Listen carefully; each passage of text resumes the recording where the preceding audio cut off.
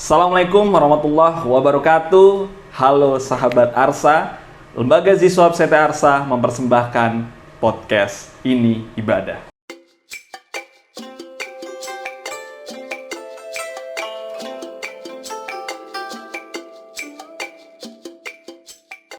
Alhamdulillah sahabat Arsa semuanya, pada program podcast Ini Ibadah hari ini kita dihadiri oleh figur inspiratif untuk kita semua yang akan membahas terkait dengan perzakatan lebih dalam, yakni hari ini kita bersama dengan Mas Nur Fadlan. Selamat datang Mas Nur Fadlan. Terima kasih. Beliau ini merupakan manajer pemberdayaan dari Lembaga Ziswab CT Arsa. Jadi suatu kebanggaan lagi-lagi sahabat Arsa bisa bertemu dan kita akan mengobrol cukup panjang dengan beliau. Oke, sebelumnya apa kabar Mas Fadlan? Baik. Aku Mas lebih Bas. enak panggilnya Mas Mas aja. Bas ya. Oke, berarti kita sama-sama panggil Mas. Ya, Oke. kan sama-sama muda kita. Oke, kita sama-sama muda, tapi aku lebih muda kayaknya. Oh iya. Masa panggil nama aja? Oh, jangan. Kita sangat menghormati manajer yang datang pada hari ini begitu. Oke.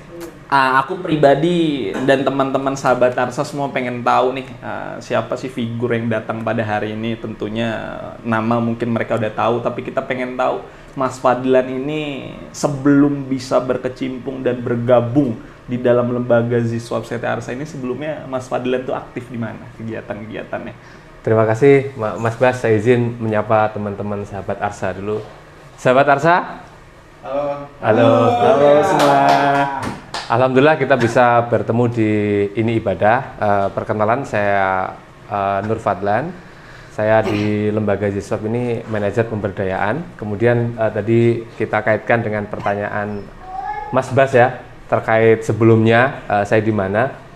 Saya background saya itu pernah belajar di Al-Azhar, kemudian di UI, Kampus Universitas Indonesia, Ekonomi Syariah.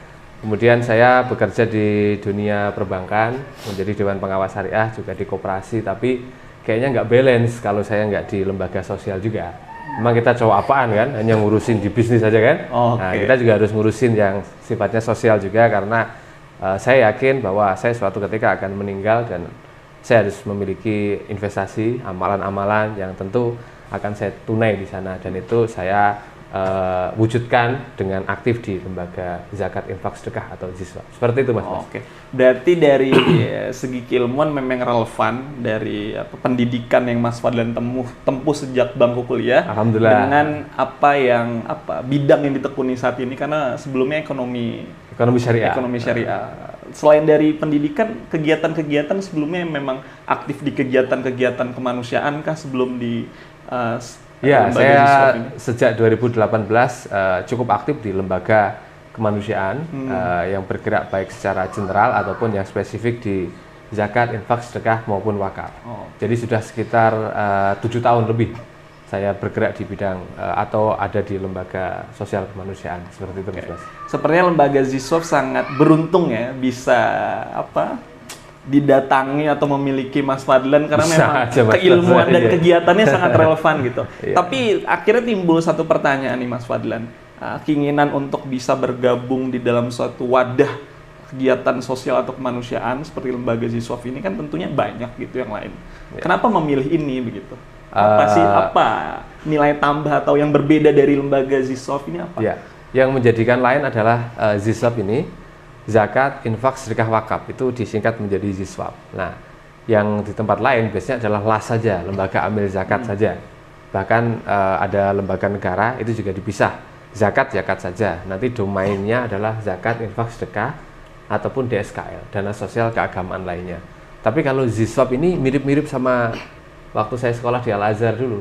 Jadi ada integrasi antara pengelolaan wakaf dengan pengelolaan zakat ini dikoneksikan. Jadi ini yang di CT Arsa ini memiliki dua lembaga, zakat, kemudian wakaf, dan ini diintegrasikan. Makanya ketika saya di lembaga ini, lembaga CT Arsa ataupun Ziswab CT Arsa, ini cukup nyaman karena saya mencoba apa yang saya lihat di Kairo dulu, di Al-Azhar, ingin coba kita praktekkan di sini supaya memiliki pemanfaatan yang cukup luas terhadap masyarakat yang membutuhkan. Seperti itu Mas Bas. Oke, berarti bisa kita simpulkan ya sahabat Arsa semuanya bahwa satu hal positif yang menjadi nilai pembeda dari lembaga Ziswaf dibandingkan dengan lembaga amil zakat yang lain, lembaga Ziswaf CT Arsa ini memang mengintegrasikan banyak hal di dalamnya gitu. Tidak hanya itu Mas Bas, saya ada sedikit, dan lembaga Ziswaf CT Arsa itu juga menjadi lembaga Ziswaf yang tidak mengambil hak amil. Jadi kita 0%. Kalau yang lain itu ngambil hak amil 12,5%, dari 100% diambil itu untuk operasional amil. Tapi lembaga Ziswaf CT Arsa ini semua operasional itu disupport sama perusahaan yang ada di CT Corp. Seperti itu. Itu juga menjadi nilai pertimbangan kita untuk join di sini, itu alasannya. Oke, berarti itu menarik. Jujur saya menarik mendengar hal ini, tapi teman-teman mungkin jangan sampai salah tangkap ketika memang lembaga Ziswaf tidak memotong hak amil sekitar 12,5%. Ya, 12,5%. Bukan berarti petugas amil tidak diberikan hak itu ya, tapi memang Siti Arsa Foundation menanggung segala biaya operasional. Ya, melalui CT Arsa Foundation. Ya. Oke, berarti ini merupakan suatu hal yang positif sahabat Arsa semuanya, karena ketika teman-teman nanti memberikan sebagian rizkinya untuk berbuat baik diperantarai oleh lembaga Ziswaf ini, teman-teman tidak usah khawatir karena semua yang teman-teman berikan 100% nanti akan disalurkan kepada mereka-mereka yang berhak, beneficiaries atau yang membutuhkan. Baik Mas Fadlan, sebelum kita lanjut ke obrolan selanjutnya, kita ada sesi fun fact di program ini pada hari ini.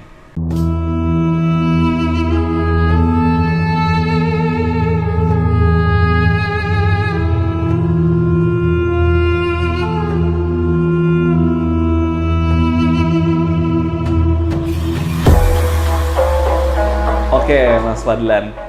Sepertinya Mas Fadlan juga mengetahui dan mungkin beberapa sahabat Arsa juga mengetahui bahwa ada suatu fakta yang terjadi di masa kepemimpinan Umar bin Abdul Aziz, bahwa di masa kepemimpinan beliau, suatu negara, suatu masyarakat bisa tinggi tingkat kesejahteraannya, yang mana itu melalui pengelolaan zakatnya memang benar-benar maksimal dan optimal.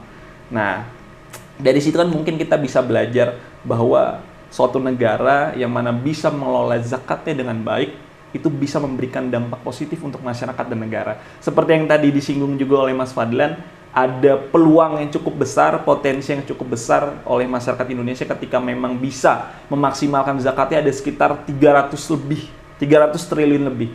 Nah, terkait dengan fakta tadi nih, bagaimana tanggapan Mas Fadlan? Baik, terkait dengan zakat. Zakat itu kalau zaman dulu Mas, itu fiskal.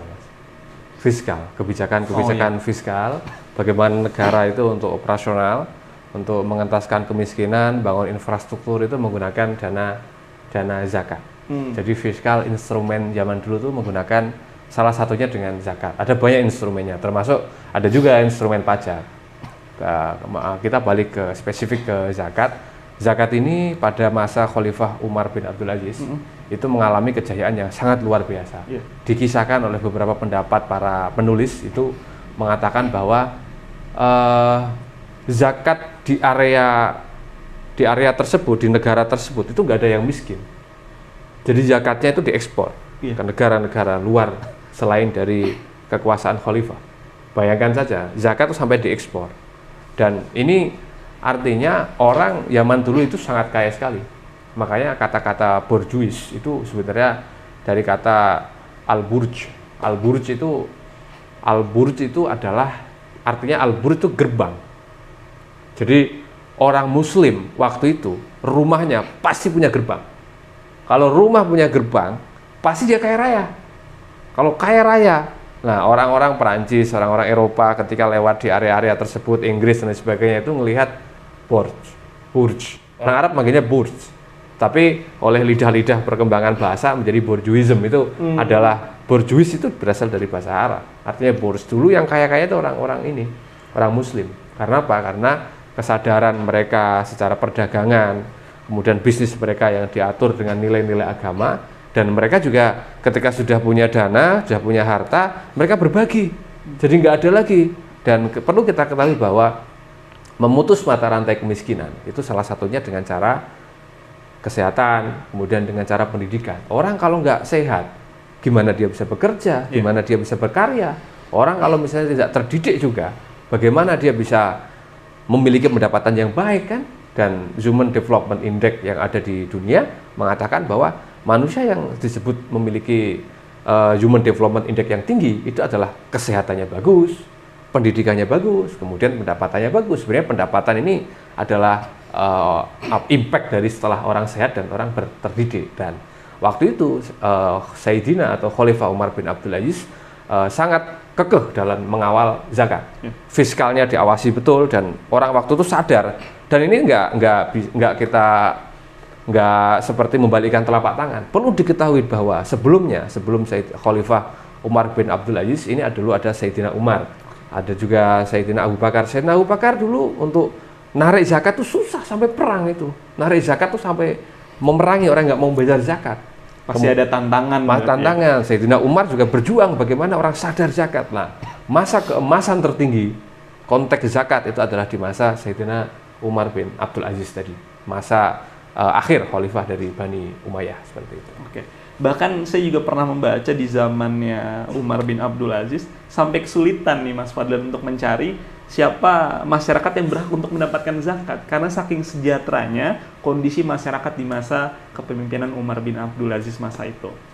Jadi tadi kita juga harus optimis ya Mas Fadlan bahwa suatu hal kesejahteraan yang suatu kondisi lah kesejahteraan yang pernah terjadi di masa itu untuk bisa diwujudkan lagi di Indonesia hari ini itu bukan suatu hal yang utopis selagi memang bagaimana lembaga-lembaga zakat yang di Indonesia bisa mengorganisasikan semua dengan baik dan itu seperti sudah dilakukan oleh Ziswap CT Arsa. Ya, dan kita juga terima kasih kepada negara karena negara sudah bikin peraturan zakat, ada undang-undangnya di level perundang-undangan ada, kemudian di level peraturan Menteri Agama ada, dan lembaga-lembaga zakat ini juga satu pintu, minta izin kepada, misalnya kayak lembaga CT Arsa, dia minta izin.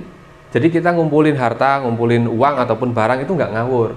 Artinya ada peraturan regulasi dari Kementerian Agama, SK kita dari Menteri Agama.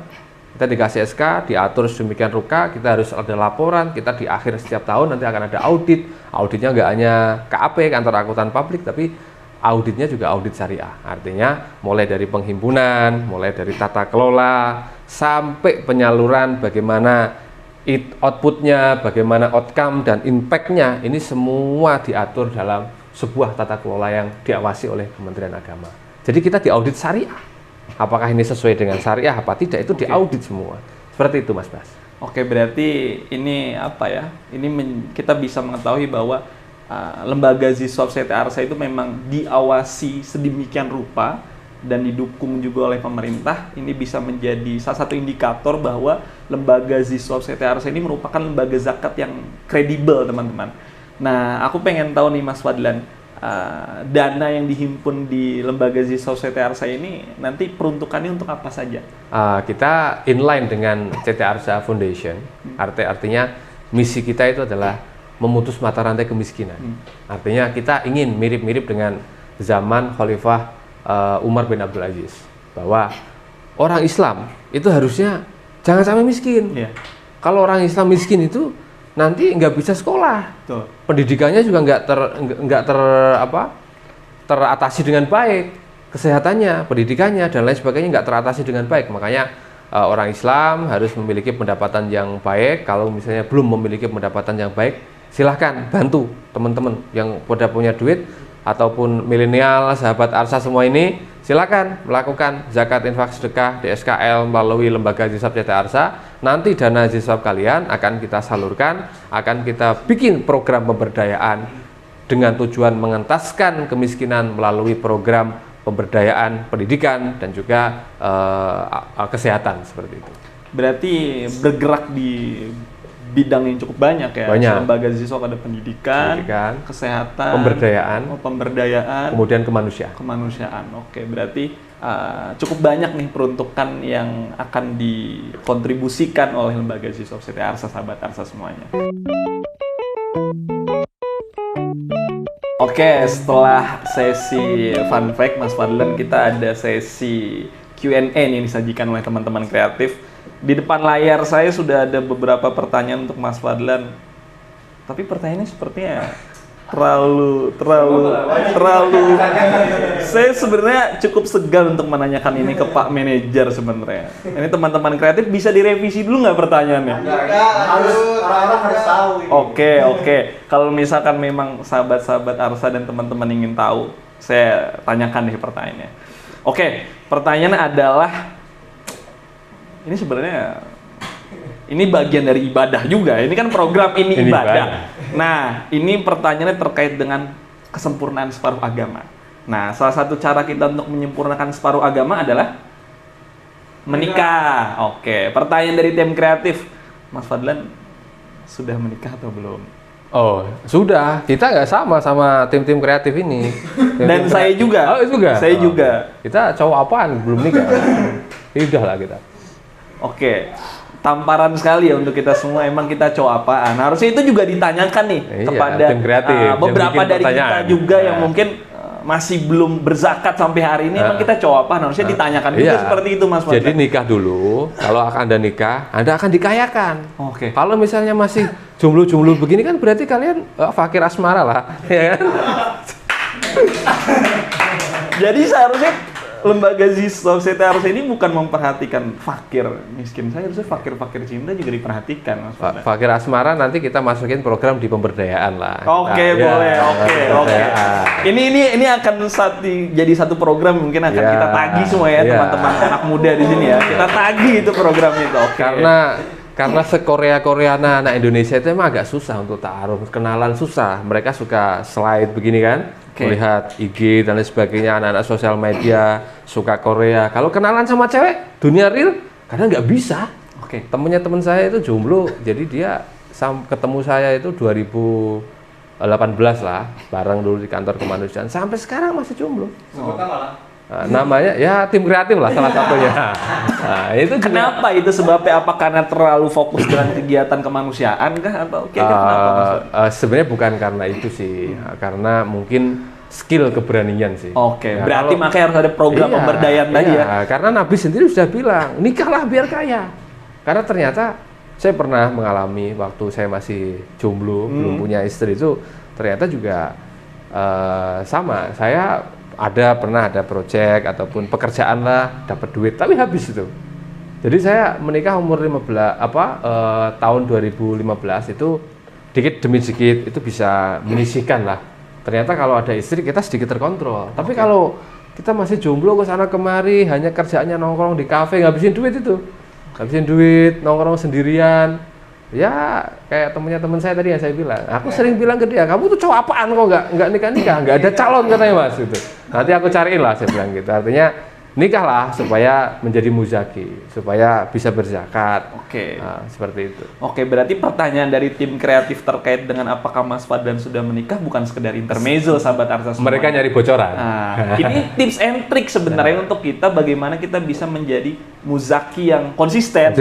Karena dengan kita menikah, kita memiliki pasangan atau seorang istri, itu bisa membantu pengelolaan finansial kita kan. Gitu. Pertanyaan kedua, di Mesir ngapain aja tuh?